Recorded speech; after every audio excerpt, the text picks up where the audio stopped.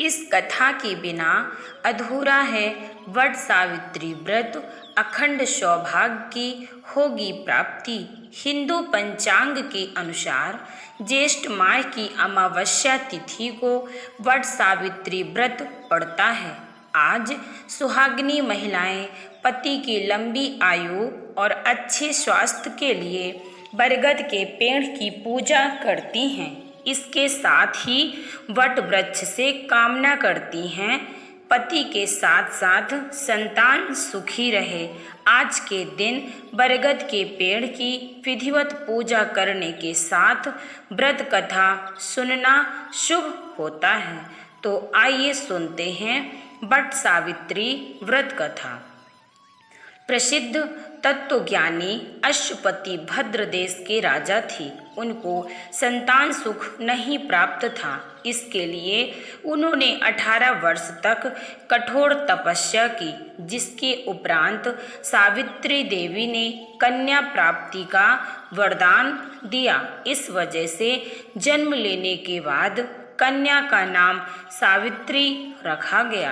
कन्या बड़ी होकर बहुत ही रूपवान हुई।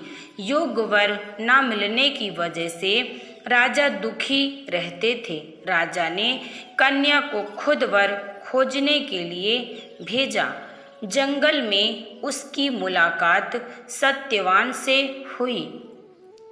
धूम्रसेन के पुत्र सत्यवान को पति रूप में स्वीकार कर लिया। इस घटना की जानकारी के बाद ऋषि नारद जी के अश्वपति से सत्यवान की अल्प आयु के बारे में बताया गया। माता पिता ने बहुत समझाया, परंतु सावित्री अपने धर्म से नहीं डिगी, जिनके जिद के आगे राजा को झुकना पड़ा। सावित्री और सत्यवान का विवाह हो गया। सत्यवान बड़े गुणवान, धर्मात्मा और बलवान थे। वे अपने माता पिता का पूरा ख्याल रखते थे। सावित्री राजमहल छोड़कर जंगल की कुटिया में आ गई थी। उन्होंने वस्त्राभूषणों का त्याग कर अपने अंधे सास ससुर की सेवा करती रहती थी। सत्यवान की मृत्यु का दिन निकट आ गया।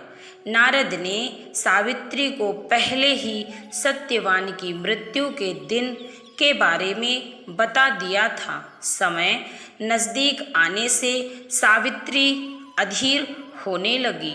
उन्होंने 3 दिन पहले से ही उपवास शुरू कर दिया। नारद मुनि के कहने पर पितरों का पूजन किया।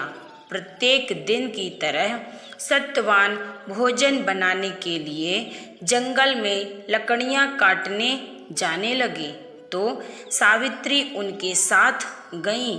वह सत्यवान के महाप्रयाण का दिन था। सत्यवान लकड़ी काटने पेड़ पर चढ़े, लेकिन सिर चकराने की वजह से नीचे उतर आए। सावित्री पति का सिर अपनी गोद में रखकर उन्हें सहलाने लगी। तभी यमराज आते दिखे तो सत्यवान के प्राण लेकर जाने लगे। सावित्री भी यमराज के पीछे पीछे जाने लगी। उन्होंने बहुत मना किया, परंतु सावित्री ने कहा, जहाँ मेरे पति जाते हैं वहाँ मुझे भी जाना ही चाहिए। बार बार मना करने के बाद भी सावित्री पीछे पीछे चलती रही।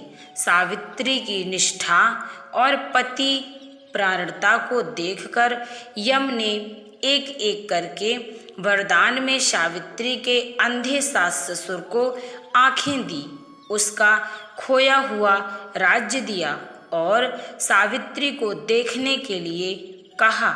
वह लौटे कैसे? सावित्री के प्राण तो यमराज लिए जा रहे थे। यमराज ने फिर कहा कि सत्यवान को छोड़कर चाहे जो मांगना चाहे मांग सकती हो। इस पर सावित्री ने 100 संतानों का, सौभाग्यवती का वरदान मांगा। यम ने बिना विचारे प्रसन्न होकर तथास्तु बोल दिया। वचनबद्ध यमराज आगे बढ़ने लगे। सावित्री ने कहा कि प्रभु, मैं एक पतिव्रता पत्नी हूँ और आपने मुझे पुत्रवती होने का आशीर्वाद दिया है।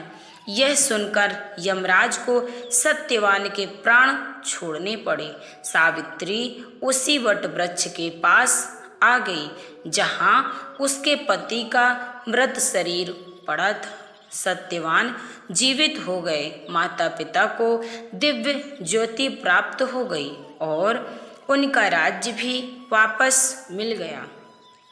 इस प्रकार सावित्री सत्यवान चिरकाल तक राज्य सुख भोगते रहे।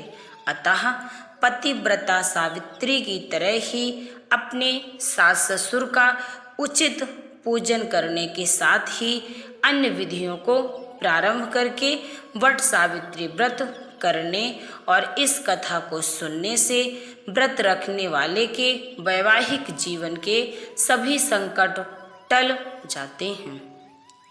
तो दोस्तों, आप सभी को वट सावित्री की ढेर सारी शुभकामनाएं। आप लोगों को यह वट सावित्री व्रत कथा सुनकर कैसा लगा? अगर पसंद आया हो तो वीडियो को लाइक और शेयर जरूर करें। साथ ही मेरा वीडियो देखने के लिए आप सभी को धन्यवाद। सभी भक्तों को राधे राधे, जय श्री कृष्णा।